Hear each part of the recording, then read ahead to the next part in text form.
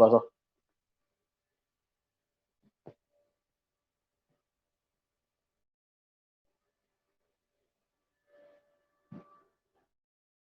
हाँ सही। तो कंडक्ट करेंगे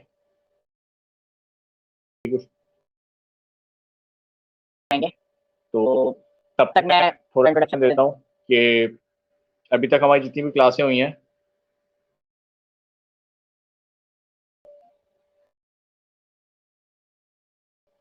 कुछ चीजें देखी कि फ्रंट एंड क्या होता है, बैक एंड क्या होता है, हम अपने इस बूट कैंप में क्या क्या चीजें कवर करेंगे। सो शुरू की क्लासों में इंट्रोडक्शन देखेंगे, कह रहा हूँ शुरू की रिवीजन अपना जो हमारी जो टारगेट है, जो रिएक्ट है, उस पे सो अगर आप लोगों का कोई सवाल है तो आप लोग कर सकते हैं उनसे रिलेटेड। तो जब तक सवालों को एंटरटेन कर सकते हैं और इतने हमारे दूसरे में जो सही तो अगर किसी को भी सवाल है किसी की तो वो पूछ सकता है यहाँ।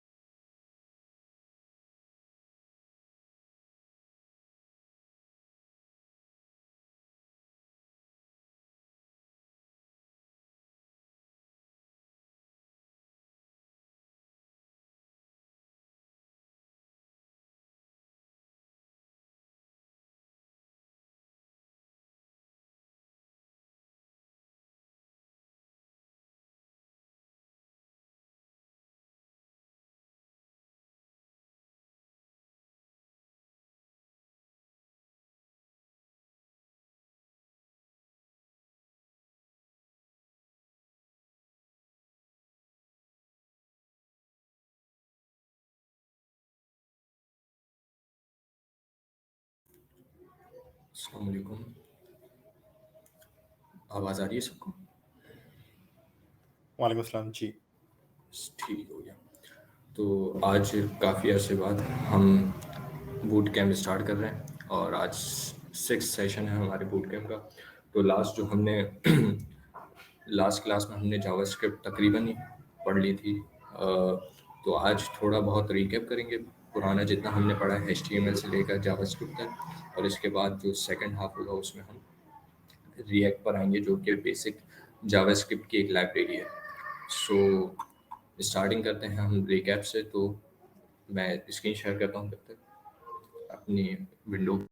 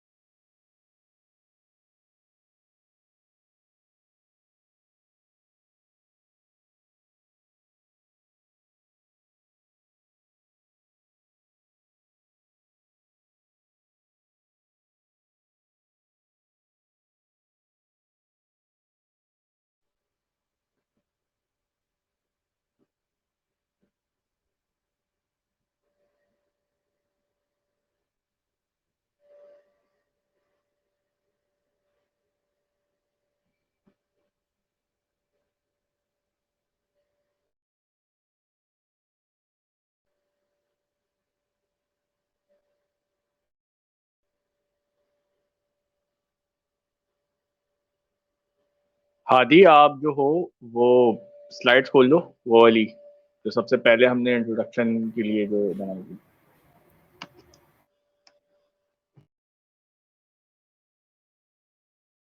रिएक्ट की क्या क्या कह रहे हो? कौन सी स्लाइड्स, फर्स्ट क्लास वाली? आई थिंक सो, या आप लोग बता दें, अगर आप लोग को डायरेक्ट हैंड जोन पे जाना है तो सही है, इट्स ओके, हम डायरेक्ट वो VS कोड पे ही चले जाते हैं, कोई मसला नहीं है। यार आप लोग प्लीज यहाँ पे बता दो, तो उससे ये होगा एक कि काम हमें एक काम आसानी हो करें क्या, हैंड्स ऑन ही शुरू करते हैं और उसके साथ साथ आप एक्सप्लेन कर दे रहे हैं, क्योंकि रिकैप एक जाए। बेसिक दे रहे हैं। ग्रेट ग्रेट, बेहतरीन, कर सकते हैं, बिल्कुल श्योर।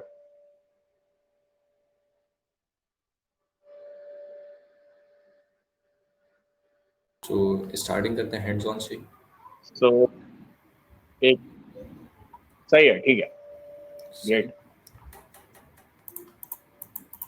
सो हमने स्टार्टिंग में बेसिक HTML क्या होता है कि HTML building block of any website होते हैं, skeleton of the website. So HTML में आपका बेसिक स्टार्ट करते हैं हम यहाँ से। मैं फोल्डर बना लेता हूँ, ठीक है। यहीं पर VS कोड में, VS कोड एक IDE है जिसमें हम अपने वेबसाइट या हम अपना जितना भी कोड है वो कर रहे होते हैं। सो मैं बना लेता हूँ सेशन 6 के नाम से। सही है। इस कोड में हमारे पास पिक्चर यूज कर रहे हैं, और हम उस पिक्चर को हमने डाउनलोड किया है, और हम उस पिक्चर को शो कर रहे हैं HTML टैग IMG के अंदर। ऐसा है कि यहाँ पर हमारे पास एट्रीब्यूट्स हैं, और IMG हमारे पास टैग है। एक टैग के अंदर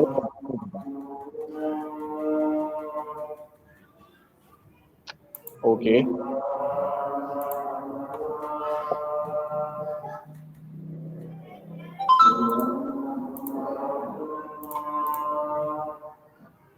आदि आई थिंक आप अपना माइक म्यूट कर दो, आसान हो रही है, कोई मसला नहीं है।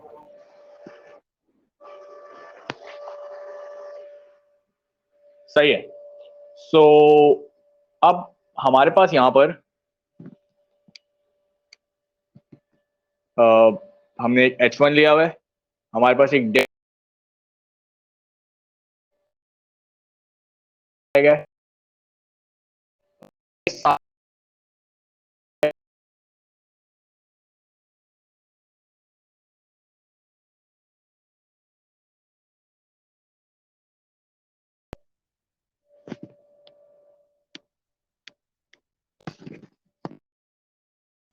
ये हमने अपनी गिटहब पे अपलोड किया हुआ है, हमारी एक रेपो बनी हुई है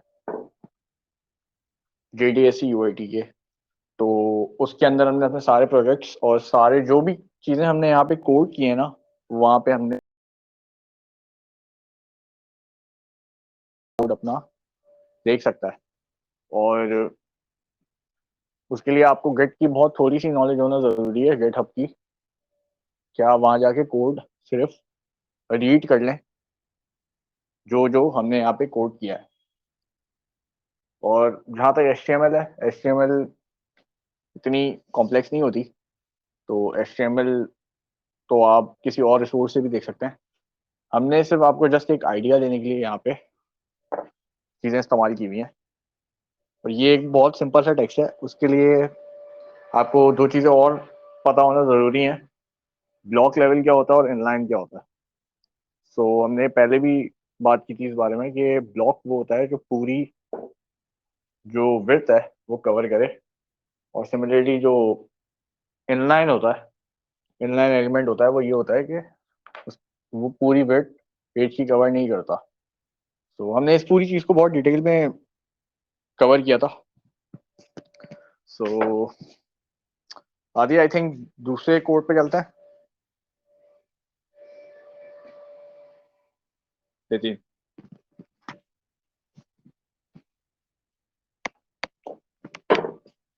सही। सो अब यहाँ पे हमारे पास 5 हेडिंग्स हैं, और HTML में आप तकरीबन 5 हेडिंग्स 6 हेडिंग्स तक जा सकते हैं, यानी H1 से H6 तक जा सकते हैं। और जैसे जैसे हम नीचे जाते रहते हैं हायरार्की में, वैसे वैसे हमारा जो साइज है वो छोटा होता जाता है।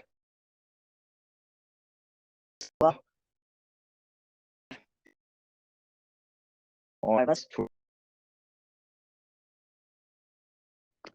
सही।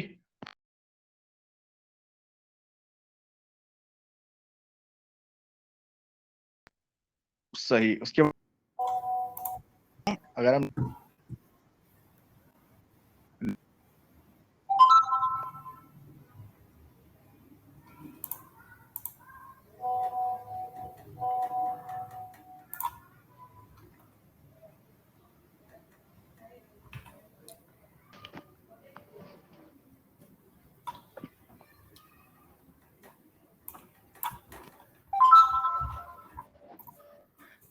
शौकत, मेरे ख्याल से आपकी आवाज़ लैग कर रही है। तो हादी, आप कंटिन्यू कर लें अगर अजान हो गई आपकी तरफ।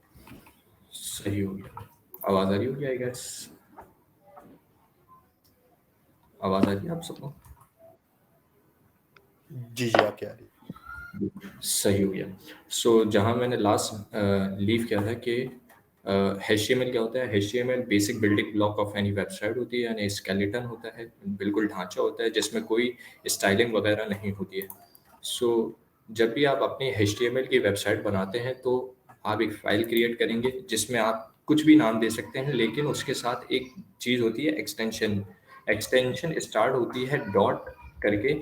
डॉट के बाद आपको हमेशा एक एक्सप्लिसिट स्टैंडर्ड फॉर्म है कि भाई आपको HTML की फाइल जनरेट करने के लिए HTML आप लिखते हैं। ठीक है, आई गेस ये नज़र भी आ रहा होगा, मैं और जूम कर दूंगा। तो ये डॉट HTML आपको नज़र आ रहा होगा। इससे पहले, डॉट से पहले आप कुछ भी फाइल का नाम दे दें, कोई भी फ़र्क नहीं पड़ता। मैं हादी दे दूँ तो भी मसला नहीं है। इंडेक्स एक स्टैंडर्ड है कि जब भी आप वेबसाइट बना रहे होते हैं तो आप इंडेक्स डॉट HTML रखते हैं। ठीक है, फिर मैंने HTML में कुछ मेन टैग्स होते हैं जिसके बगैर वेबसाइट बन ही नहीं सकती। तो वो बेसिक टैग्स कौन से हैं? स्टार्टिंग विद दी HTML, यानी HTML की वेबसाइट है तो HTML का टैग आ गया। इसके बाद मेन एक टैग होता है हेड का। हेड यानी सर, और इसके बाद बॉडी। अब काम क्या है हेड और बॉडी का, अब वो डिस्कस कर लेते हैं। पहले मैं तो मैंने वेबसाइट बनाई है, मैं चाहता हूँ कि इसको कहीं ब्राउज़र पे देखूँ भी, तो मैंने एक एक्सटेंशन डाउनलोड कर ली है वो लाइव सर्वर के नाम से। अगर कुछ बच्चे यहाँ पे अगर आई गेस नए हों, कोई अगर बता सके कोई नया है जिसने अब तक कोई भी क्लास अटेंड नहीं की है।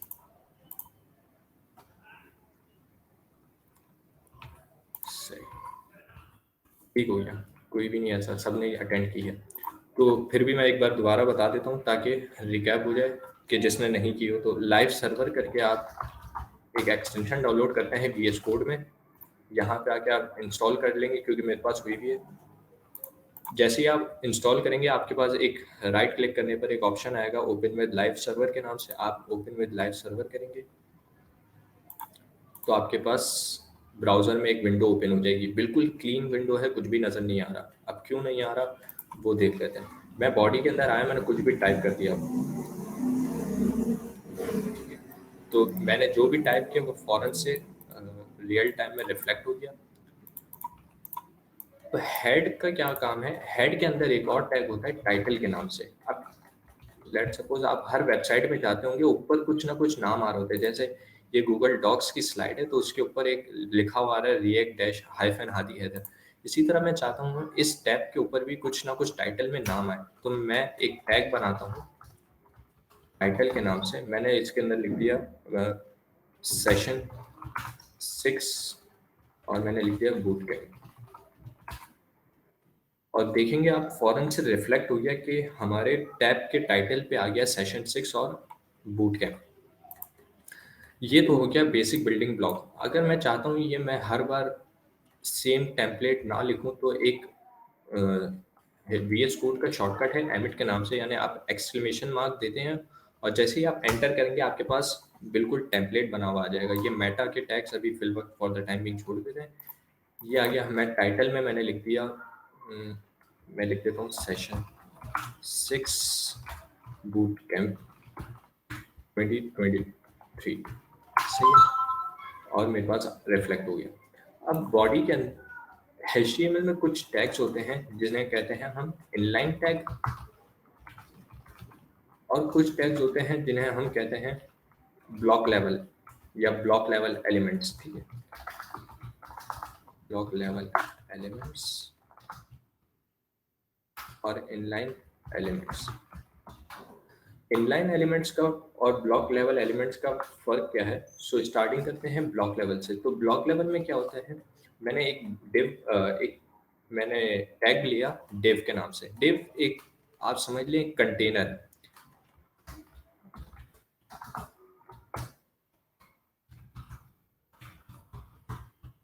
जिसके अंदर सारी चीजें या जितने भी आपके टैग्स हैं वो सारे आ जाएंगे। यानी एक कंटेनर के अंदर आप पानी डाल दें, डिफरेंट मशरूबात डाल दें, इसी तरह इस div के अंदर आप मल्टीपल टैग्स डिफाइन करते हैं। अब वो मैं आपको बताता हूँ किस तरह। HTML के अंदर कुछ हेडिंग्स के टैग होते हैं, हेडिंग के लेवल्स होते हैं। लेट्स सपोज मैं लिखता हूँ हेडिंग 1, आप यहाँ पे देखेंगे हेडिंग 1 यहाँ पे आ गई। अब HTML में हेड 6 तक तकरीबन आपके एलिमेंट्स होते हैं, ठीक हो गया। अब आप देख सकते हैं इनमें डिफरेंस, हेडिंग 1 है, heading 2, heading 3, heading 4, heading 5, heading 6, ठीक हो गया, 3, 4, 5 और 6। अब मेन जो हमारा टॉपिक था ब्लॉक लेवल एलिमेंट्स। तो ब्लॉक लेवल एलिमेंट्स क्या होते हैं? मैं इंस्पेक्ट पे आया और मैं देख रहा हूँ यहाँ पे कि यहाँ पे ये एक डिव बना हुआ है जो कि पूरी विड्थ कवर कर रहा है। हालांकि हमारा जो कंटेंट है वो सिर्फ यहीं तक है। हम चाहते हैं कि भाई जितना कंटेंट है उतनी ही विड्थ कवर हो, ना कि ये पूरी विड्थ ले। एज एन एग्जांपल मैं आपको इस पे कलर डाल देता हूँ, स्टाइल। अभी ये बात की बात है कि कलर किस तरह डालते हैं, लेकिन एज एन एग्जांपल मैं अभी समझा देता हूँ आपको कि कंटेनर और ब्लॉक लेवल एलिमेंट्स क्या होते हैं। सो आप देख रहे होंगे कंटेंट की विड्थ मेरी सिर्फ यहीं तक है, लेकिन जो कलर आ रहा है बैकग्राउंड का वो बिल्कुल पूरी विड्थ कवर कर रहा है, ठीक हो गया। अब लेट सपोज इनलाइन में मैं आया और मैंने इनलाइन में ही बिल्कुल सेम चीज रिफ्लेक्ट करने की कोशिश की। इनलाइन टैग में एक टैग है स्पैन के नाम से, ठीक है। मैंने स्पैन में style equals to background colour red और मैंने यहाँ पे कोई भी टैग्स दे दिए। अब आप देखेंगे कि ये जितना टेक्स्ट है उतनी ही विड्थ कवर कर रहा है, उसी पे ही बैकग्राउंड कलर लग रहा है। इसके अलावा जितनी भी बाकी जगह है वो सारी लेफ्ट ओवर है, कोई भी और टैग इसमें आ सकता है, कोई इशू नहीं है। लेट्स सपोज मैं इसी को ही डुप्लीकेट करता हूँ तो आप देखेंगे इसी के बराबर में आ रहा है, बजाय इसके कि वो नेक्स्ट लाइन पे आए। आई एम होपिंग कि इनलाइन एलिमेंट्स और ब्लॉक लेवल एलिमेंट्स क्लियर होंगे।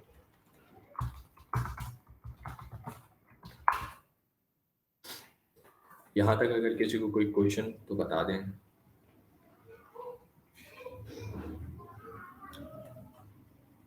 कोशिश कीजिएगा कि इंटरेक्टिव सेशन बनाएं इसको। अगर किसी को कोई सवाल हो तो सामने से पूछ लें, कोई इशू नहीं। और अगर आप लोग अपना माइक खोल सकते हैं और सवाल कर लें तो ज़्यादा।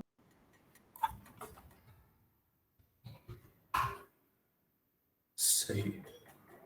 लाइव सर्वर कैसे यूज होता है? लाइव सर्वर आपकी लाइव जो भी आप चेंजेस कर रहे होते हैं उसको रियल टाइम में रिफ्लेक्ट करने के लिए होता है ब्राउजर पे। तो VS कोड जब आप इंस्टॉल कर लेंगे गूगल से तो आपके पास एक टैब है यहाँ पर एक्सटेंशंस के नाम से। आप यहाँ पे आके लाइव सर्वर लिखेंगे और यहाँ से आप इंस्टॉल कर लेंगे। क्योंकि मेरे पास इंस्टॉल हुआ है इसलिए मेरे पास अनइंस्टॉल का ऑप्शन आ रहा है, वरना यहाँ पे लिखा होता है इंस्टॉल। तो आप जैसे इंस्टॉल करेंगे आपके पास एक ऑप्शन आ जाएगा ओपन विद लाइव सर्वर और आपके पास वेबसाइट लॉन्च हो जाएगी। सही। इसके बाद आ जाते हैं हम कुछ और टैग्स पर, जैसे पी का टैग है। पी का टैग यूज होता है पैराग्राफ के लिए। सो मैं यहाँ पे लिखता हूँ दिस इज पैराग्राफ और मैं यहाँ आया, मैंने देखा और यहाँ पे आ रहा है पैराग्राफ। तो आप डिफरेंस बताने का ये है कि हेडिंग का जो फॉन्ट साइज है वो ये है, एक स्पेसिफिक लेवल है हेडिंग 2 का, हेडिंग 3 का। और ये हेडिंग्स और पैराग्राफ्स को यूज करना, अगर फॉर द टाइमिंग आप लोगों को ये समझ नहीं आ रहा होगा कि भाई ये हम हेडिंग्स और पैराग्राफ्स कहाँ कहाँ और कब कब और क्यों यूज करते हैं, तो ये बेसिकली शायद कुछ एडवांस बात हो जाएगी। लेकिन अगर ओवरव्यू बता दूं कि वेबसाइट जब आप लॉन्च करते हैं तो क्रॉलर और इंडेक्स गूगल पे जब आप लॉन्च कर रहे होते हैं तो SEO वगैरह के लिए और आपकी वेबसाइट की एक्सेसिबिलिटी के लिए ये काफ़ी इंपॉर्टेंट होता है। इसके बाद आ जाते हैं, मैं बुक भी ओपन कर लेता हूँ साथ। एक मिनट दीजिए मुझे।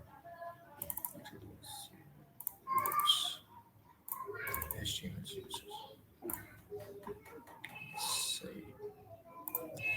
सो मैं टॉपिक्स देख लूँ एक बार कौन कौन से हैं मेन।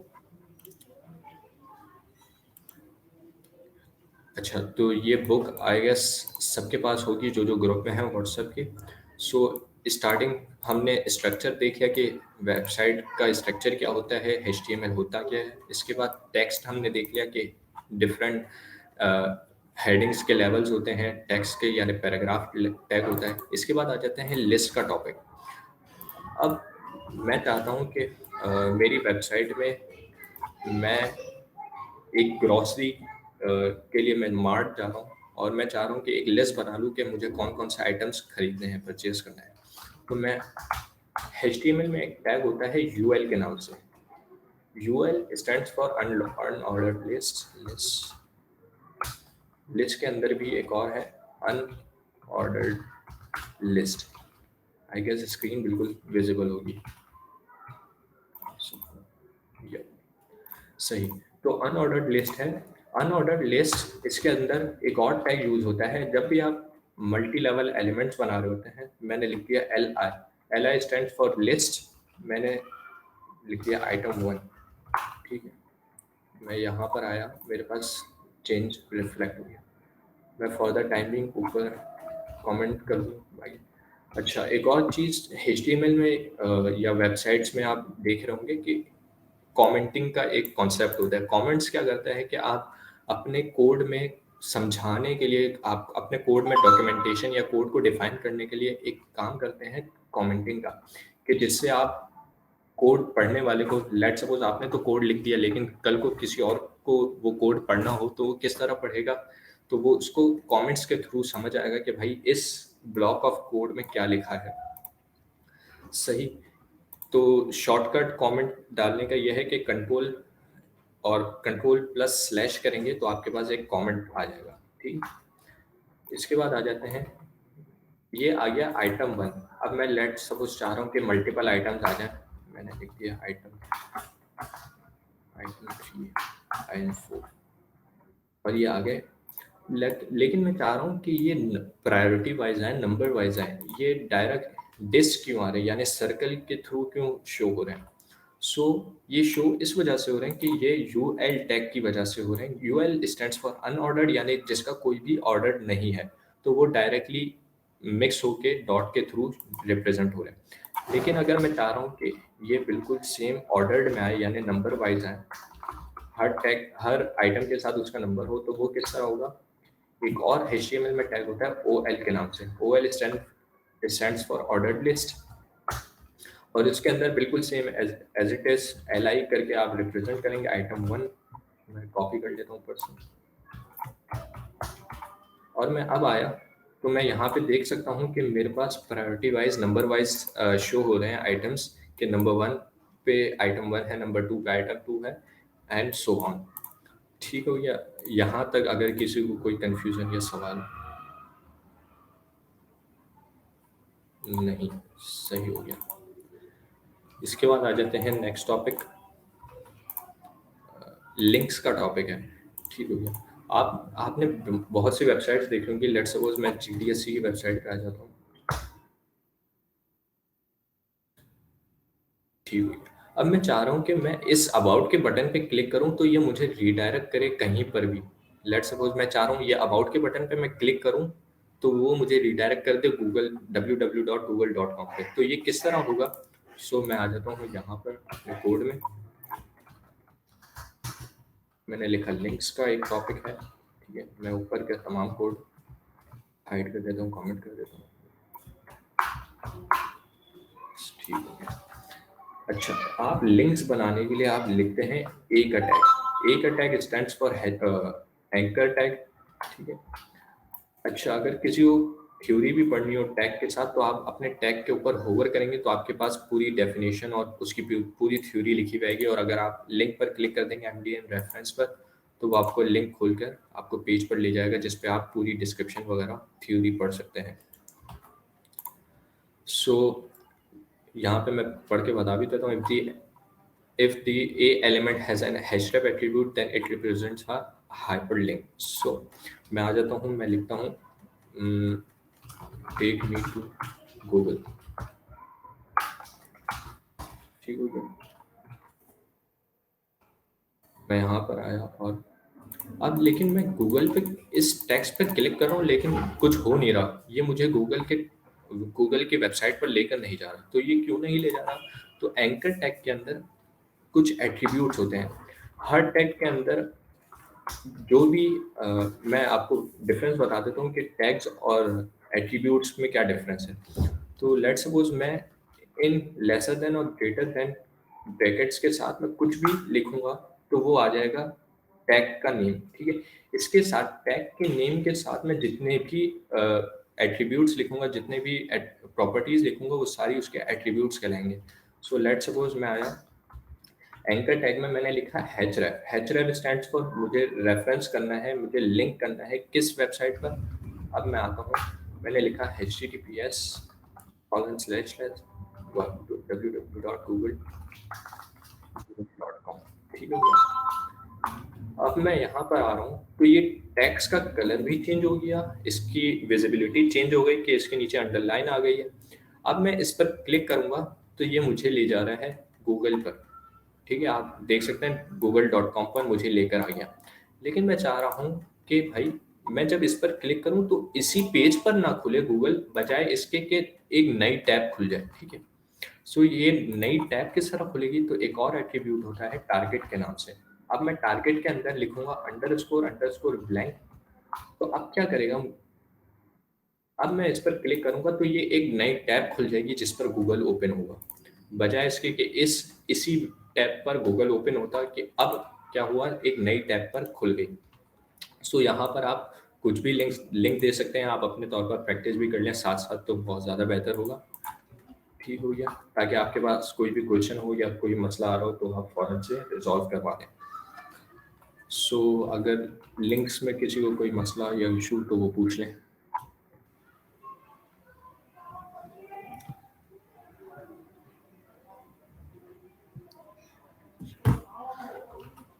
ठीक हो गया, यहाँ पे किसी को इशू नहीं। इसके बाद आ जाते हैं इमेजेस पर।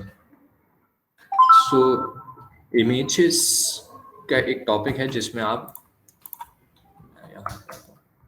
मैंने लिखा इमेजेस, ठीक है। मैं अपने पास चेक कर लूँ, शायद कोई इमेज पड़ी हो, या है, मैंने यहाँ से कॉपी किया।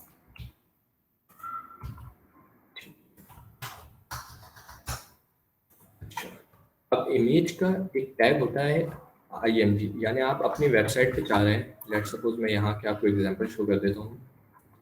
यहाँ पर ये एज एन एक, बल्कि इमेज नहीं है, ये एक इमेज है, ठीक है। तो अब मैं चाह रहा हूँ कि अपनी वेबसाइट पर किसी ना किसी तरह की कोई ना कोई इमेज शो करवाऊँ, तो ये किस तरह होगा?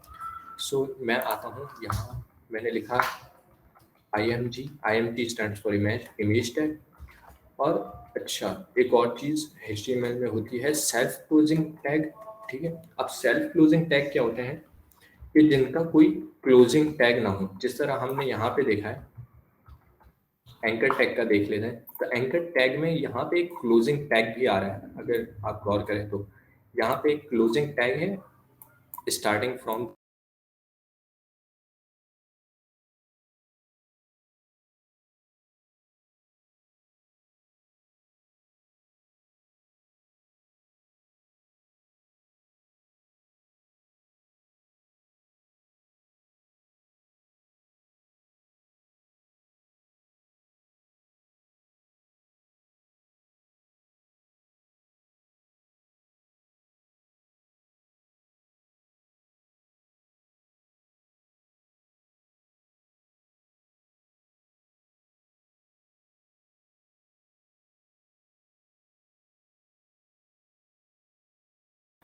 हाँ हाँ ओहो, कोई बता सकता है कहाँ लास्ट मैंने छोड़ा था, कहाँ पर म्यूट हुआ? चलिए, मैंने इमेजेस तक का बता दिया था, सेल्फ क्लोजिंग टैग। हमजा भाई अगर आप बता सके तो।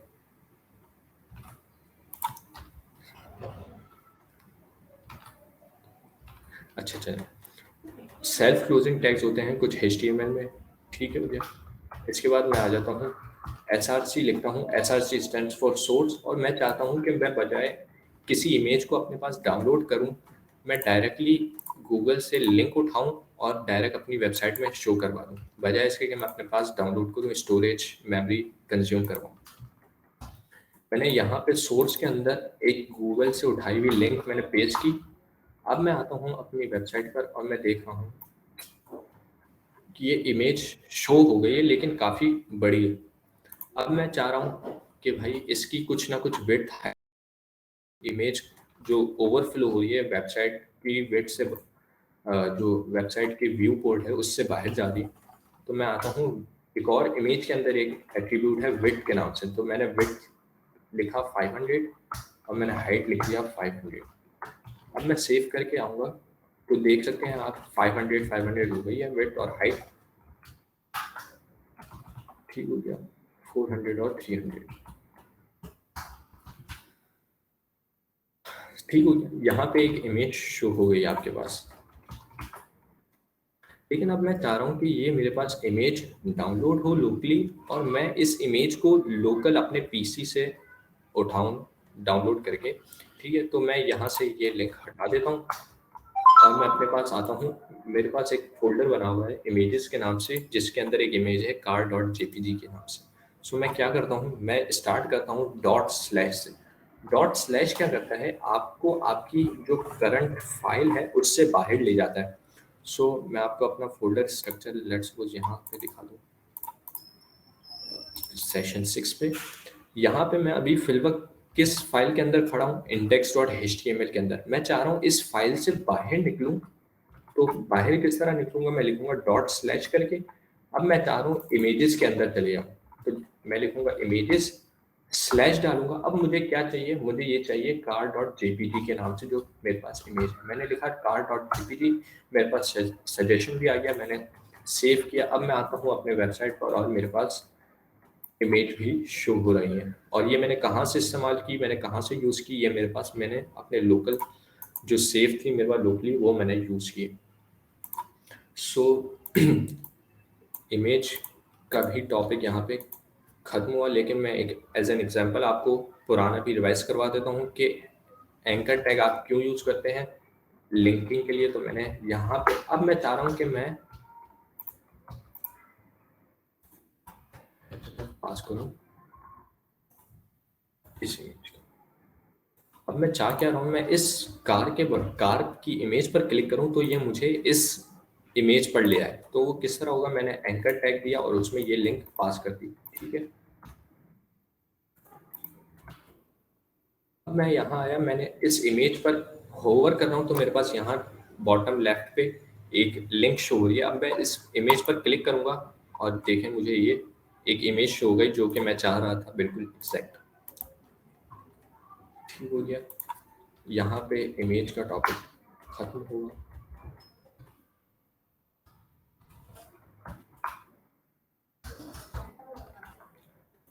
आ जाते हैं, नेक्स्ट टॉपिक है हमारा टेबल्स, ठीक हो गया। सो मैं यहाँ पर आता हूँ, अगर मेरे पास कोई एग्जाम्पल टेबल्स। अच्छा, तो आप अपनी वेबसाइट में चाहते हैं कि आप डिफरेंट टेबल्स बने हुए आए, आप अपना लेट्स सपोज मार्कशीट चाह रहे हैं कि वो प्रिंट हुई भी आए, लेकिन in the form of a table, जिसमें रॉज बनी हुई हो, प्रॉपर कॉलम्स बने हो, तो वो किस तरह होगा। So starting with the main container, जो कि टेबल का कंटेनर होता है, जैसे हम कहते हैं टेबल का टैग। मैंने लिखा टेबल, टेबल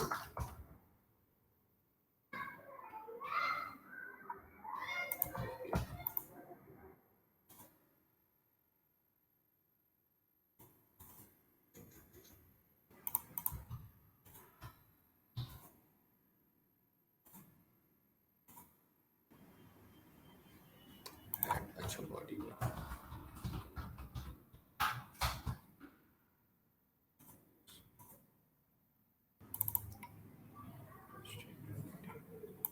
सही हो। अब आ जाता हूँ, मैं एक टेबल का टैग बनाया, ठीक है, उसके अंदर मैं चाह रहा हूँ कि एक पहले ही लेट्स सपोज मैं एक हेडिंग दे देता हूँ। सबसे पहले तो H1 के नाम से मैंने लिख दिया मार्कशीट, ठीक है। और मैं चाह रहा हूँ ये मार्कशीट जो टेक्स्ट है वो बिल्कुल वेबसाइट के सेंटर में आए, ठीक है। तो ये किस तरह होगा, एक H1 के अंदर एक एट्रीब्यूट होता है अलाइन के नाम से, या स्टाइल करके मैं लिख देता हूँ।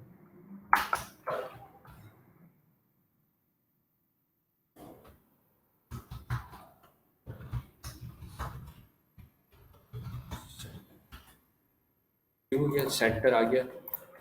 अब मैं आया टेबल पे।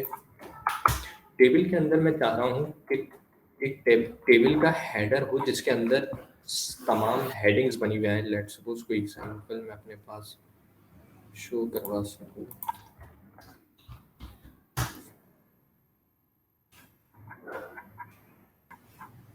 ठीक हो गया। अब ये है टेबल का हेडर। मैं चाह रहा हूँ कि यहाँ पे हेडर बना हुआ है इसी तरह। सो ये किस तरह होगा, मैं आया, मैंने लिखा टी हेड और मैंने उसमें चाह रहा हूँ टी। अब टी आर क्या करता है, टी आर एक रॉ क्रिएट करता है। आपके लिए मैं पेंट खोल के आपको एक दिखा दूँ। आपका एक टेबल होता है, टेबल का टैग, ठीक है। टेबल का टैग एक समझ लें एक कंटेनर होता है बिल्कुल इसी तरह। इसके अंदर एक टैग होता है टी हेड का, मैं साथ साथ टेक्स्ट पे लिखता जाऊँ। ये है टी हेड, और एक और टैग होता है टी बॉडी का, जो कि स्टैंड्स कर जिसका मतलब है टी बॉडी, यानी टेबल की बॉडी, टी बॉडी। सही। अब HTML में कुछ हमें कॉलम्स और रॉ भी चाहिए। लेट्स सपोज मैं आपको यहाँ पे एक रफ एग्जांपल बता दूँ कि मैं चाह रहा हूँ कि एक टेबल हो जिसके अंदर मल्टीपल कॉलम्स हों और मल्टीपल रॉज हों। तो वो किस तरह पॉसिबल होगा, वो इस तरह होगा। अब एक रॉ बनानी है मुझे, तो रॉ बनाने के लिए क्या होगा, एक और टैग होता है HTML का। सपोज मैं यहाँ पे टी बॉडी के अंदर शो करूँ, मैं यहाँ पे आता हूँ, मैंने टेक्स्ट लिख दिया T R. T R stands for table raw. और अब टेबल रॉ के अंदर मैं चाह रहा हूँ कि मल्टीपल कॉलम्स हों। अब हर कॉलम में कुछ डिवीजन है, आप देख सकते हैं, ये एक सेल है, ये एक सेल है। इस तरह एक टेबल के अंदर मल्टीपल पार्टीशंस हैं जिसे हम सेल कहते हैं। सो हम एक सेल बनाने के लिए हम एक टैग यूज करते हैं जिसे कहते हैं टेबल डेटा TD। ठीक है, मैं यहाँ पे आता हूँ, मैंने लिख दिया TD। आई गेस सबको विजिबल होगी स्क्रीन और प्रॉपर्ली चार्ट शो होगा। सही। सो फिलहाल हमने 4 टैग्स पढ़ लिए। एक मेन कंटेनर का जिसे हम टेबल कहते हैं, टेबल, ठीक है। इसके बाद एक टेबल के अंदर 2 इसके चाइल्ड टैग हैं, टी हेड और टी बॉडी, ठीक है। अब टी हेड और टी बॉडी के अंदर इंटरनली जो चाइल्ड हैं वो है टी आर और T D. T R stands for table raw और एक टी डी है TD, जो कि टेबल डेटा को रिप्रेजेंट करता है। अब आ जाते हैं हैंड्स ऑन एप्लीकेशन पर। अब मैं यहाँ पे आता हूँ, मैंने एक रॉ बनाई और जिसके अंदर मैंने एक TD लिखा, इसमें मैं लिख देता हूँ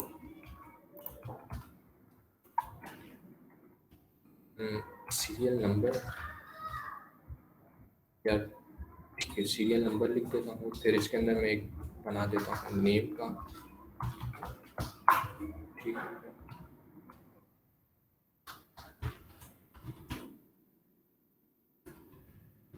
सॉरी, टी हेड का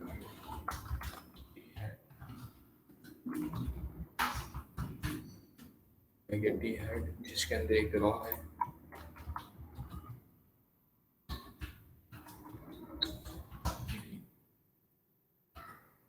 सही हो गया। एक रॉ नेम आ गया, सीरियल नंबर आ गया, मैं लिख देता हूँ लेट्स सपोज इंग्लिश, उर्दू, और जो मेन कंपलसरी सब्जेक्ट्स हैं ये 2, ठीक है।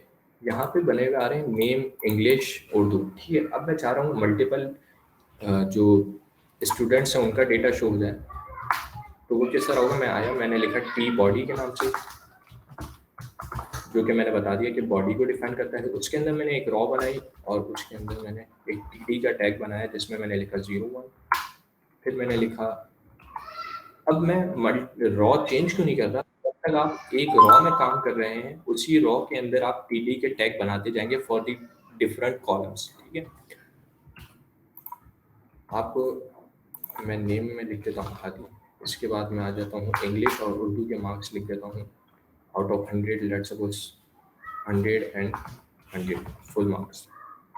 ठीक हो गया। अब आप यहाँ पे डिफरेंस आइडेंटिफाई नहीं कर पा रहे होंगे तो मैं एक HTML में एक और एट्रीब्यूट होता है टेबल के अंदर बॉर्डर के नाम से, तो मैंने लिखा बॉर्डर और मैंने लिख दिया 2। सो अब ये मेरे पास बिल्कुल एग्जैक्ट शो हो रहा है कि भाई डिफरेंस नज़र आ रहा है कि कौन सी रॉ है कौन सा कॉलम है। So starting from the table tag, so table का टैग मैंने बताया था कि आउटर लेवल यानी जो मेन टैग होता है, पेंट में भी मैंने आपको एज एन एग्जांपल बताई थी कि एक बिल्कुल जो कंटेनर है जो कि बाकी तमाम टेबल के एलिमेंट्स को कंटेन कर रहा होगा। इसके बाद एक ये फर्स्ट रॉ है, ठीक है, जो कि हमारी टेबल की हेडिंग है। इसके बाद से जितने भी हमारी कॉल रॉज आएंगी वो सारी क्या होंगी, हमारी टेबल की बॉडी होंगी। लेट्स सपोज मैं मल्टीपल रॉज बना देता हूँ, ठीक है, यहाँ सही होगी। यहाँ पे सीरियल नंबर का टैग एक हेडिंग आ रही है, एक नेम की, एक इंग्लिश की और एक उर्दू की। ठीक है, फिर इसके अंदर मल्टीपल डेटा आ रहा है जो कि आप रिप्रेजेंट कर सकते हैं। और ये किस तरह आ रहा है, एक रॉ को बनाने के लिए आप TR लिखते हैं ताकि वो सारे अलाइन हो एक हॉरिजॉन्टली, और इसके बाद कॉलम्स डिफाइन होते हैं वर्टिकली, जिसके अंदर आप डिफाइन करते हैं TD के नाम से, यानी table data. I guess table का टैग सबको क्लियर है। अगर किसी को कोई भी कंफ्यूजन है आई गेस होगी तो पूछ लें। अच्छा, बुक शेयर कर दें। आई होप कि अगर किसी के पास बुक ना भी किसी को समझ आ रही हो, ना मिल रही हो उसको व्हाट्सएप पर, तो अगर वो GDSC के गिटहब अकाउंट पे चले जाएं तो वहाँ पर लाइव होगी।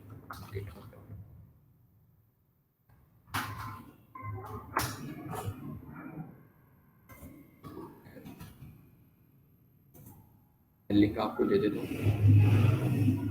यहाँ पर आप आएंगे बुक्स के सेक्शन में, तो आपके पास बुक्स के फोल्डर में तो आपके पास नजर आ जाएगी।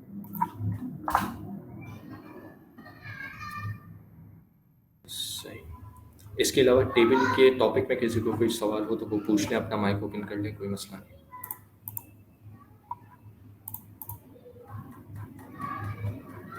सही, किसी को कोई सवाल नहीं है तो आगे बढ़ते हैं। टेबल्स के बाद आ जाते हैं फॉर्म्स का एक टॉपिक है।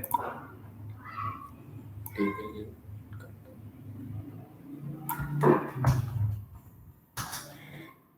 इसके बाद एक और टॉपिक है फॉर्म्स के नाम से। ठीक है, फॉर्म्स आपको एक एग्जांपल दिखा देता हूँ DDSC के पेज पर। ये रहा, लाइट मोड पे आया और यहाँ पे एक मल्टीपल फील्ड्स हैं। ठीक है, ये एक फॉर्म है, ठीक है, जिसके अंदर मल्टीपल इनपुट फील्ड्स हों और एक बटन हो जो कि सबमिट कर रहा हो आपके फॉर्म को। ठीक है, अब ये किस तरह परफॉर्म होगा, ये UI किस तरह बनेगी, ये स्केलेटन किस तरह बनेगा, वो देख लेते हैं हम अब वेबसाइट पे अपने।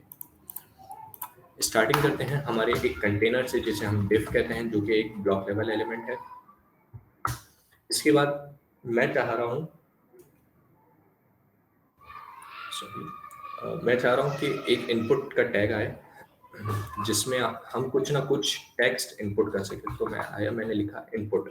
HTML का एक सेल्फ क्लोजिंग टैग है जिसे हम कहते हैं इनपुट, जिसके अंदर हम कुछ भी टेक्स्ट इनपुट कर सकते हैं।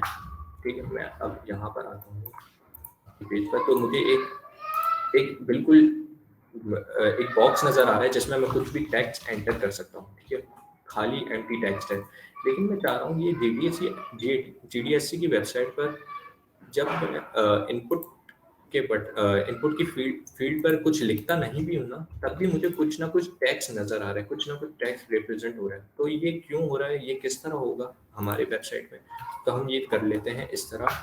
एक एट्रीब्यूट है प्लेस होल्डर के नाम से। प्लेस होल्डर मैंने लिख दिया फर्स्ट नेम। मैं आया, सॉरी, मेरे पास भी एक बॉक्स आ रहा है जिसके अंदर लिखा हुआ है, एक प्लेस होल्डर लाइट सा टेक्स्ट है जिस पे लिखा हुआ है फर्स्ट नेम, लेकिन मैं जैसे ही कुछ भी टेक्स्ट एंटर करूंगा ये प्लेस होल्डर टेक्स्ट चला जाएगा, जो कि एक फॉल बैक है। यानी आप समझ लें कि अगर मैं कुछ टेक्स्ट इनपुट नहीं करूंगा तो ये शो होगा, वरना शो नहीं होगा। ठीक है, ये हो गया फर्स्ट नेम। अब मल्टीपल प्रॉपर्टीज हैं या मल्टीपल एट्रीब्यूट्स हैं इनपुट के, तो मैं आपको एज एन एग्जांपल समझा देता हूँ। अब मैं फर्स्ट नेम पर चाह रहा हूँ, मैं कुछ भी एंटर कर सकता हूँ, नंबर्स, टेक्स्ट, कुछ भी एंटर कर सकता हूँ, लेकिन कॉन्टेक्ट नंबर पे मैं ओहो अच्छा इसमें सो मैं चाह रहा हूँ कि ये कॉन्टेक्ट नंबर है, यहाँ पर मैं टेक्स्ट ना लिख पाऊँ, सिर्फ मैं नंबर ही लिख सकूँ। ठीक है, नंबर के अलावा कुछ भी ना लिख सकूँ। तो ये किस तरह होगा, मैं लिखूंगा एक एट्रीब्यूट है इनपुट का टाइप के नाम से। टाइप रिप्रेजेंट करता है कि आप इस इनपुट को क्या टाइप पास करना चाह रहे हैं। सो मैं एक टाइप पास करता हूँ नंबर के नाम से। नंबर क्या करेगा कि अब यूजर को रिस्ट्रिक्ट कर देगा कि सिर्फ वो यूज कर सके नंबर्स, इनपुट की फील्ड के अंदर नंबर्स के अलावा वो कुछ ना ऐड कर सके। तो अब मैं फर्स्ट नेम के अंदर लेट सपोज मैं यहाँ टेक्स्ट भी चेंज कर देता हूँ, फोन नंबर। ठीक है, मैं यहाँ आया, अब मैं टेक्स्ट लिखने की कोशिश कर रहा हूँ, नहीं लिख पा रहा, लेकिन मैं जैसे ही नंबर लिखूंगा वो नंबर शो कर रहा है।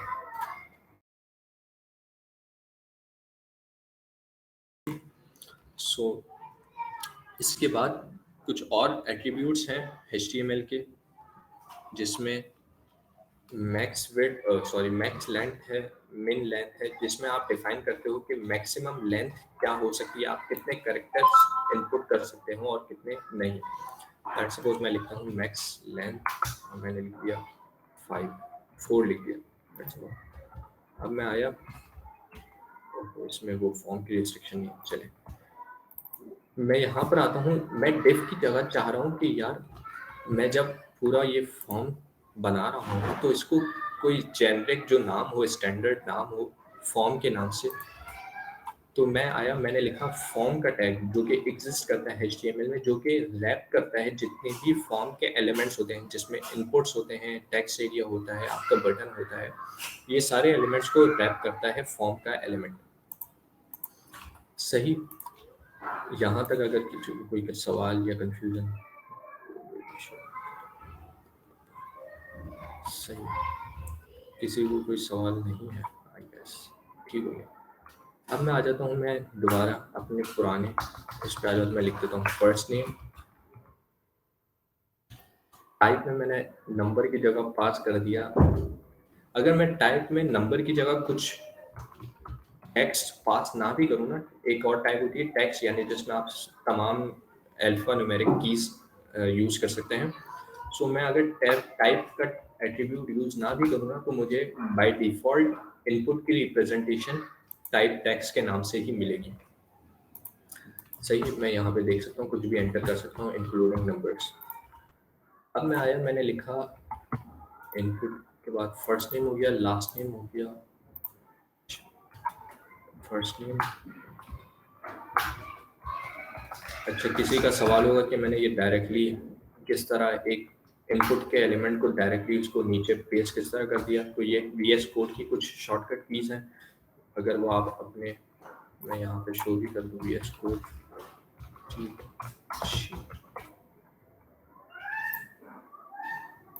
अगर किसी को देखनी हो तो वो देख भी सकते हैं, ताकि आपकी कोडिंग ईजी हो जाए। सही, अच्छा, सो अब आ जाते हैं, मैं इनपुट हो गया। इसके बाद मैं चाह रहा हूँ कि ईमेल की एक फील्ड हो। मैंने लिखा इनपुट, मैंने लिखा place holder, enter your email, और मैं जिसमें एक टाइप पास कर देता हूँ। HTML में एट्रीब्यूट में सपोर्ट है ईमेल के नाम से, मैंने ईमेल लिखा। अब मैं यहाँ पे आकर, कोई डिफरेंस कुछ भी नज़र नहीं आ रहा, बिल्कुल एग्जैक्ट सेम है। डिफरेंस कब आएगा नज़र, जब मैं आपको फॉर्म सबमिट करके बता रहा हूँ। ठीक है, अब यहाँ पे आ जाते हैं, enter your first name, last name, enter your email. ठीक है, अभी स्टाइलिंग वगैरह कुछ भी नहीं हो सकती, क्योंकि मैंने बताया था कि HTML एक basic skeleton of the website है, यानी आप जिसमें बेसिक स्केलेटन डिफाइन कर देते हैं, लेकिन जब CSS की बारी आती है, CSS स्टाइलिंग करता है, जो कि हम मोस्ट प्रोबेबली आज या कल कंप्लीट कर लेंगे। इसके बाद आ जाते हैं बटन पे। मैंने लिखा बटन, मैंने लिख दिया सबमिट। अब मैं बटन पे क्लिक करूंगा तो देखेंगे आप पेज रीलोड हो रहा है, और यहाँ ऊपर अगर URL में भी अगर आप चेंज देखें तो एक क्वेश्चन मार्क आ गया। ठीक है, मैं जैसे ही क्लिक करूंगा सबमिट पर तो एक क्वेश्चन मार्क आ गया। अब वो क्वेश्चन मार्क क्यों आ रहा है, क्यों ये चेंजेस आ रही है, पेज रीलोड क्यों हो रहा है, ये अब मैं समझा देता हूँ। ठीक है, अब मैं यहाँ तो मैं लिखता हूँ रिक्वायर्ड, मैं यहाँ तो मैं लिखता हूँ रिक्वायर्ड, यहाँ तो मैं लिखता हूँ रिक्वायर्ड। अब HTML में एक टैग है, एट्रीब्यूट है रिक्वायर्ड के नाम से। कि अब मैं बटन पे क्लिक करूंगा तो ये बटन सबमिट ना हो, ये फॉर्म सबमिट ना हो, मुझे मैं जिस फील्ड पर रिक्वायर्ड लिखूंगा तो वो हमेशा के लिए रिक्वायर्ड होगी कि उसमें मुझे कुछ ना कुछ टेक्स्ट लिखना जरूरी है। अगर मैं उसे एम्प्टी रखूंगा तो वो फॉर्म सबमिट नहीं होगा। एज एन एग्जांपल मैं आपको DDHC की वेबसाइट पे दिखा देता हूँ। अब कोई भी फील्ड नहीं है, तो मैंने सेंड मैसेज पर क्लिक किया तो मुझे एक एरर शो हो गया, ये वाला, ये एक बाय डिफॉल्ट एक एरर आ रहा है, please fill out the form. ठीक है, सो अब मैंने फर्स्ट नेम की फील्ड तो फिल कर दी, लेकिन फिर मैं सबमिट पर क्लिक कर रहा हूँ, फिर दोबारा एक एरर आ रहा है कि भाई ये भी फील्ड फिल करो। मैं फिर यहाँ पे लिखा हूँ, मैंने लिख दिया ए, लेकिन अब मैंने बताया था आपको कि यहाँ टाइप की फील्ड काम करती है। टाइप में मैंने ईमेल लिखा था, तो यहाँ पे मेरे पास बैकग्राउंड, यहाँ पे एक आपको शो भी हो रहा होगा एरर कि please include an @ in the email address. ठीक है, तो जब टाइप में ईमेल लिखूंगा तो वो बिल्कुल एग्जैक्टली चेक करेगा आपके ईमेल को कि ये ईमेल के स्टैंडर्ड फॉर्मेट में है या नहीं। लेट्स सपोज मैं @ भी लिख दूं, तब भी वो मुझे एरर शो कर रहा है, please enter a part following @। ठीक है, कि @ के बाद भी कुछ लिखें, तो मैंने लिख दिया a.com। अब ये फॉर्म होगा सबमिट। मैंने सबमिट के बटन पे क्लिक किया, पेज हुआ रीलोड, टेक्स्ट सारा गायब, और ये फॉर्म हो गया सबमिट। अब ये फॉर्म सबमिट कैसे होगा, किस हमारे डेटाबेस वगैरह में किस तरह सेव होगी, ये सारी आगे की बात है, रिएक्ट और जब हम जावास्क्रिप्ट कर रहे होंगे। फॉर द टाइम बीइंग आपका बेसिक मकसद ये था कि फॉर्म के टैग को समझा जाए। एक और टैग होता है टेक्स्ट एरिया के नाम से, जिसमें मैं आपको, क्योंकि आप इनपुट में देख सकते हैं कि मैं जब टेक्स्ट लिखूंगा तो एक ही लाइन के अंदर है, और मैं जितना टेक्स्ट बढ़ाते जा रहा हूँ लेकिन वो टेक्स्ट सारा पीछे छुपते जा रहा है। ठीक है, ना कि एक लाइन बढ़ रही है। लेट्स सपोज मैं यहाँ पे आता हूँ, अब मैं यहाँ पे टेक्स्ट लिख रहा हूँ, ये सारा एक ही लाइन में आ रहा है। एज एन एग्जाम्पल मैंने आपको बता दिया। अब मैं एक और HTML पर प्रॉपर्टी होती है टेक्स्ट एरिया के नाम से, मैंने लिखा place holder enter your description या डिफाइन। अब यहाँ पे आप देख सकते हैं कि एक मल्टी लाइन इनपुट फील्ड आ गई, जिसमें आप मल्टीपल लाइंस में अपना जो भी टेक्स्ट है वो डिफाइन कर सकते हैं। अब लेट्स सपोज मैं टेक्स्ट लिखते जा रहा हूँ, टेक्स्ट एक लाइन में नहीं आ रहा, बजाय इसके कि वो मल्टीपल लाइंस में ब्रेक डाउन हो रहा है। अब मैं यहाँ पे अपने हिसाब से एडजस्ट भी कर सकता हूँ, इसकी स्टाइलिंग भी कर सकते हैं कि आप इसको रेस्ट्रिक्ट कर दें कि ये रीसाइज ना हो सके। ठीक है, मैं मल्टी टेक्स्ट लिखते जा रहा हूँ, बजाय इसके कि वो एक ही लाइन के अंदर है, ये मल्टीपल लाइंस के अंदर ब्रेक डाउन हो रहा है। तो ये ज़्यादातर टेक्स्ट एरिया डिस्क्रिप्शंस या मल्टीपल जो आपको लाइंस डिफाइन करनी होती है उसके लिए आप यूज़ करते हैं। ठीक हो गया, यहाँ पे होता है फॉर्म का टॉपिक क्लोज। यहाँ अगर फॉर्म के टॉपिक में किसी को जी सर, जी सर जो हमारे कि लिमिटेड वर्ड्स आ रहे होते हैं कि जो है वो 50 टू जैसे 1000 तक आप लिख सकते हैं, या 1000 लिमिट आ रही होती है, वर्ड लिमिट, तो वो यहाँ पर हम किस तरह से लगा सकते हैं? सही, मैं बता देता हूँ। अच्छा, एक होती है एट्रीब्यूट, एक और एट्रीब्यूट होता है मैक्स लेंथ और मिन लेंथ का। मैं लिखता हूँ मैक्स लेंथ, मैंने लिखा लेट्स सपोज 10। मैं यहाँ आया, अब मैं अपने कीबोर्ड पे टाइप करते जा रहा हूँ, लेकिन 10 से ज़्यादा मैं लिख नहीं पा रहा। क्यों? ये एक एट्रीब्यूट है मैक्स लेंथ के नाम से, जिसमें जो कि मुझे रेस्ट्रिक्ट कर देता है कि मैं मैक्सिमम 10 वर्ड्स तक लिख सकूँ। इसके बाद इनपुट फील्ड समझ लें आप डिसेबल हो जाए, ठीक है। लेट सपोज लेकिन मैं फॉर्म का टैग मैं हाइड कर दूँ बजाय इसके, अब मैं टैग्स लिखना चाहूँगा ना तो मैं लिख सकता हूँ। क्यों? क्योंकि मैंने इस जो फॉर्म है, ये जो इनपुट है, इनपुट फील्ड्स, इनको फॉर्म के टैग के अंदर रैप नहीं किया, ठीक है। अब मैं आता हूँ, मैंने फॉर्म का टैग अनकमेंट किया, मैंने यहाँ पे लिख दिया मिन लेंथ, कम से कम लेंथ हो 50 और मैक्सिमम लेंथ हो 100, ठीक हो गया। अब मैं सिर्फ एक वर्ड लिखता हूँ, ठीक है। अब मैं सबमिट पे क्लिक करता हूँ तो मेरे पास एक एरर आ गया, बजाय इसके कि यहाँ पे मैं आपको सीक्वेंस समझा देता हूँ।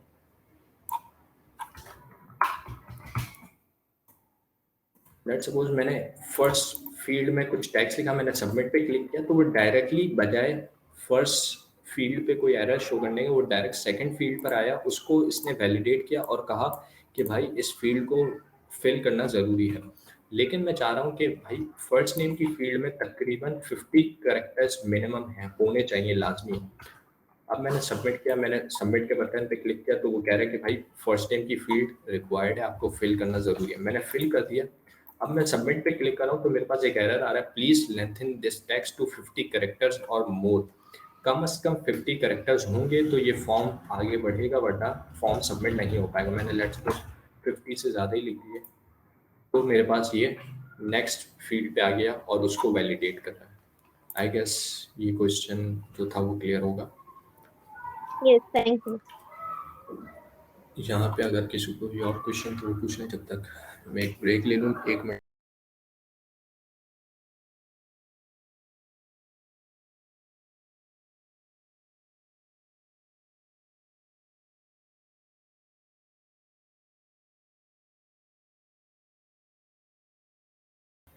सही, अगर किसी को कोई सजेशन है इस सेशन के हवाले से कि भाई इस सेशन को किस तरह इंटरेक्टिव बनाया जा सकता है, तो वो अपना सजेशन भी पेश कर सकता है, कोई मसला नहीं। सही हो गया। चलें, फॉर्म का टॉपिक यहाँ पे कंप्लीट होता है। इसके बाद आ जाते हैं हम अपनी बुक पे। बुक में structure, text, list, links, images, tables, forms, extra markup. Extra markup में कुछ एक्स्ट्रा टैग्स हैं। लेट सपोज मैं आपको बता दूँ, मार्कअप्स, ठीक है, जिसमें कुछ टैग्स की लिस्ट होती है EM के नाम से, स्ट्रॉन्ग के नाम से, जो बेसिक ज़्यादातर यूज़ होती है और जो मुझे भी याद है। I के नाम से इटैलिक, B के नाम से बोल्ड। अब मैं इन सबको शो करके दिखा देता हूँ आपको एक। लेट्स सपोज मैंने लिखा H1, मैंने लिख दिया दिस इज हेडिंग लेवल 1। मेरे पास शो हो गई हेडिंग लेवल 1। अब मैं यहाँ पर आया, मैंने लिखा एक टैग, मैं चाह रहा हूँ कि ये, बल्कि मैं पैराग्राफ कर देता हूँ उसको ताकि बोल्ड समझा सकूँ आपको। आप ये देख सकते हैं टेक्स्ट बिल्कुल लाइट उसमें है, फॉन्ट वेट में। तो मैं चाह रहा हूँ कि इसका फॉन्ट वेट थोड़ा बोल्ड हो जाए, थोड़ा बोल्ड नजर आए टेक्स्ट। तो वो किस तरह होगा, मैं आया, मैंने लिखा एक टैग बनाया B के नाम से, B स्टैंड्स फॉर बोल्ड। तो ये अब क्या करेगा, इस टेक्स्ट को कर देगा बोल्ड। और आप यहाँ पे एग्जाम्पल में भी देख भी सकते हैं कि आपको ये टेक्स्ट बोल्ड हुआ हुआ नजर भी आ रहा होगा। अब मैं चाह रहा हूँ कि यहाँ पर इस टेक्स्ट को थोड़ा इटैलिक लुक दिया जाए। तो क्या होगा, मैंने एक और टैग यूज किया I के नाम से, I स्टैंड्स फॉर इटैलिक, और मैंने I का टैग डिफाइन कर दिया। और मैं यहाँ पे टैग्स को देख भी सकता हूँ कि इटैलिक हो गया। लेकिन एक और टैग है EM के नाम से, ठीक है, जो कि एक्शन बिल्कुल एग्जैक्ट इटैलिक की तरह ही परफॉर्म करता है। लेकिन वो जब आप अपनी वेबसाइट को क्रॉल या इंडेक्सिंग के लिए भेजते हैं तो वो उसमें चेक किए जाते हैं आपके टैग्स। तो ज़्यादातर ईएम का मतलब है एम्फेसाइज करो किसी भी टैक्स पर। कोई आपका टैक्स ऐसा है जो कि बहुत ज़्यादा इम्पॉर्टेंट है उस वेबसाइट में, तो आप यूज़ करते हैं ईएम का टैग। लेकिन इटैलिक का टैग आप बेसिकली स्टाइलिंग के लिए यूज़ करते हैं, लेकिन दोनों में रिजल्ट बिल्कुल एग्जैक्ट सेम आएगा, आपको कोई फ़र्क महसूस नहीं होगा, ठीक है। और स्ट्रॉन्ग का टैग भी बिल्कुल सेम एग्जैक्टली बोल्ड की तरह ही पर काम परफॉर्म करता है कि वो टैक्स को बोल्ड कर देता है, लेकिन वही जो मैंने अभी बात बताई एसईओ वगैरह के लिए जो गूगल इंडेक्सिंग के लिए यूज़ होते हैं, जो कि काफ़ी एडवांस बात है। यहाँ तक कुछ एक्स्ट्रा मार्कअप टैक्स है, अगर मैं यहाँ पे आके देख भी लूँ 176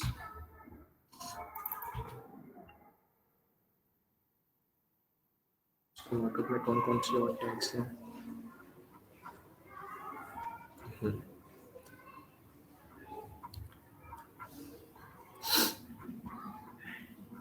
ब्लॉक ये सब समझा दिया, डेव समझा दिया।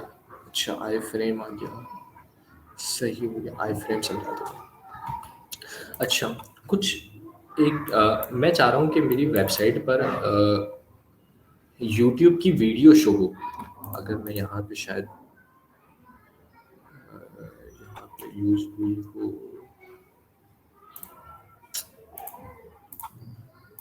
अबाउट में नहीं हुई, चले कोई एग्जांपल मेरे पास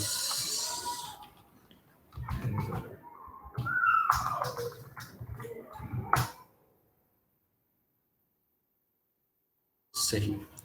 ये एक एग्जांपल है कि एक वेबसाइट में ये यूट्यूब की वीडियो एम्बेड हुई हुई है, एक वीडियो विजिबल है। अब मैं इस वीडियो पे वीडियो प्लेयर पे क्लिक करूंगा तो बजाय मुझे वो यूट्यूब पर रीडायरेक्ट करने के, वो मुझे अपनी ही इसी वेबसाइट पर वीडियो चलाकर दिखा दे, ठीक है।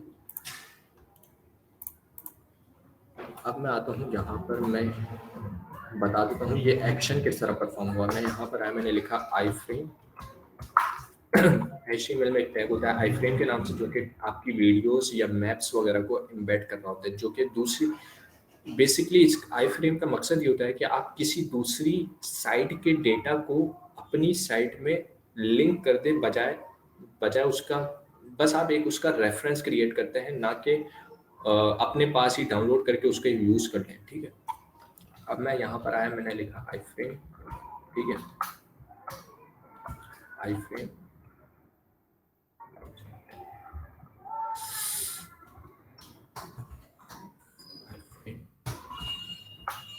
यहाँ पे मैंने लिख दिया SRC। मैं यहाँ पर लेट सपोज उसी वेबसाइट पे आ जाता हूँ और लिंक दे देता हूँ।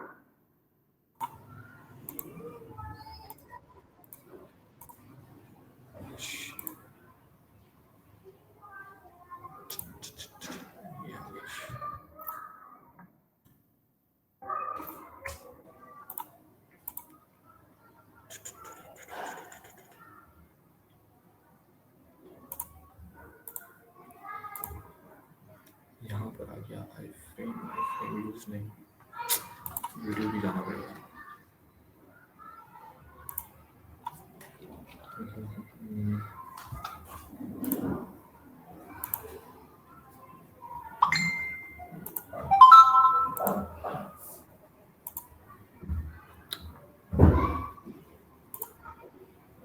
मैं यहाँ पर आया, मैंने शेयर के बटन पे क्लिक किया।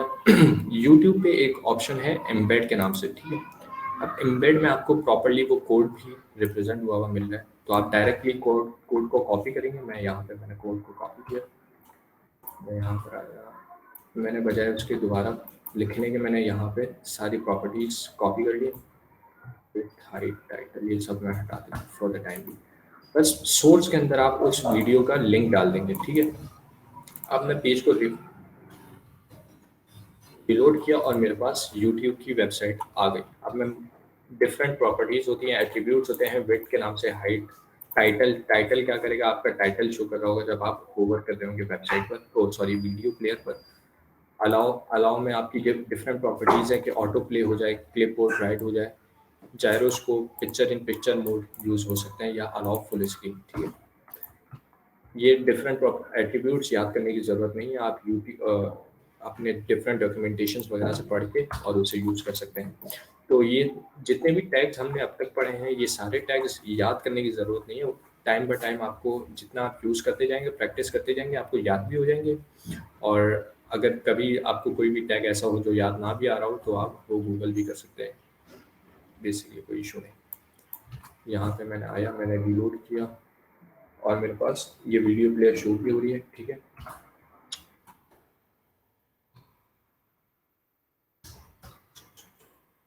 फ्रेम्स हो गए, बाद आ जाते हैं आई फ्रेम्स हो गए, मेटा बाद में समझाएंगे।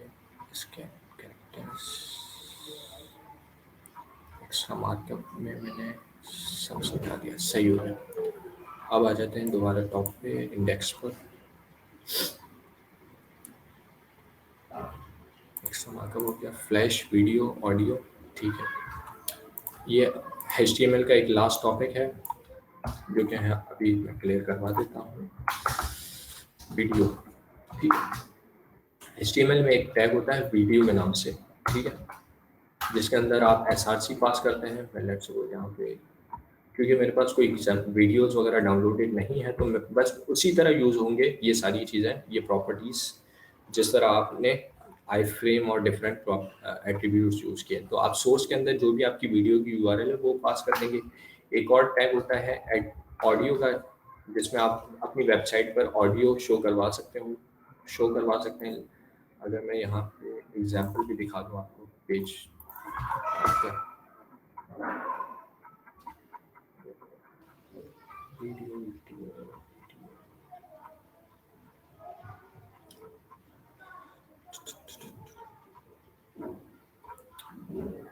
वीडियो का टैग आपका ये आ गया, ऑडियो का टैग।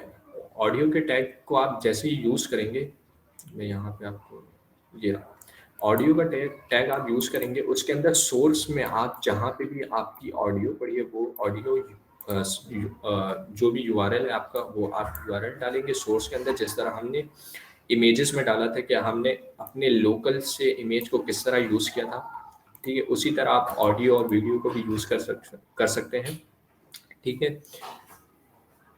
इसके बाद ऑडियो हो गया, वीडियो का टैग,